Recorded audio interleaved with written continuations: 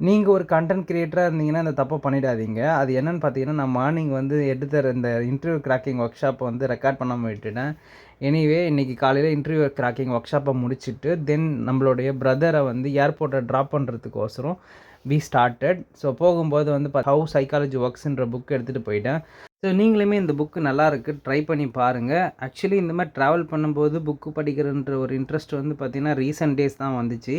ஏன்னா நம்ம கோயம்புத்தூர் அகாடமிக்கு அடிக்கடி ட்ராவல் பண்ணும்போது போர் அடிக்கும். ஸோ அதனால புக்ஸ் வாங்கி படிக்க ஆரம்பிச்சேன்.